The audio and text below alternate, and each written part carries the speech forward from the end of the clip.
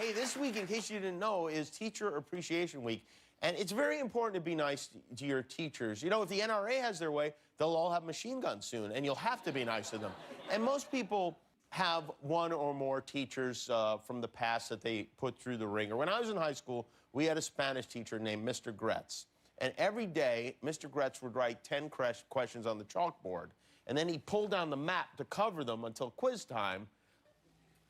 And then he'd lift them up, and then we'd have to take the quiz. And every day, someone would somehow sneak into the classrooms and erase all the questions and replace them with a cartoon penis.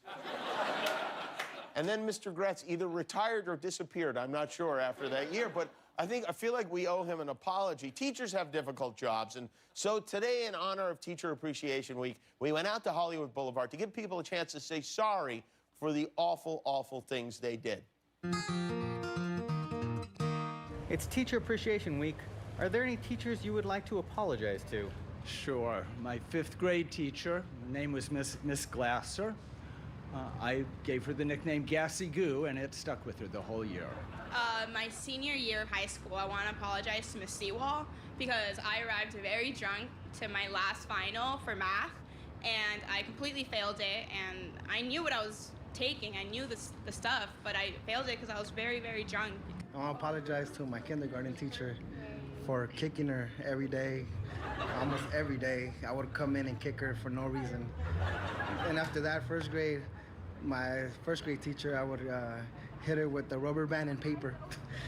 Oh, so things got worse. Yeah. There was a teacher at Tesoro High School in Orange County who had very, very big curly hair, and when she turned around to write on the board, we would roll up little pieces of paper and see how many we could stick in her hair without her knowing. What was your record? I think it maybe was like 8 or 9, not anything crazy. I don't remember her name, but I took a Spanish class my freshman year of high school, and I'm from Mexico City. I was born there, but I didn't tell the teacher until like the last week during like our final presentation, where I got up y empecé a hablar en español y de repente, and yeah, I spoke Spanish better than her. I think she was Russian. Just one, Mr. McCrary. He's a high school teacher in Prince George, Virginia. What'd you do? We stole his car and put it on the roof. I want to apologize for telling a marijuana joke in 1st grade. What was the joke?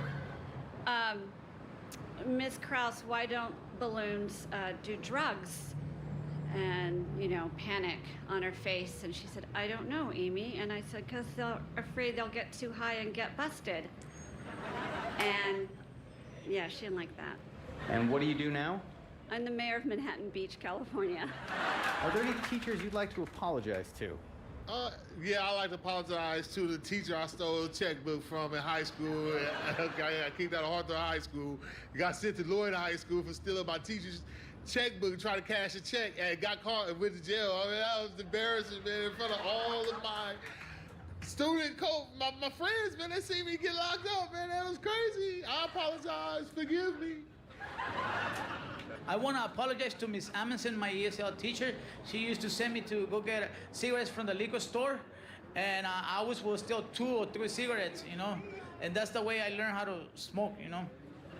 And be cool. At least I learned something in school, you know?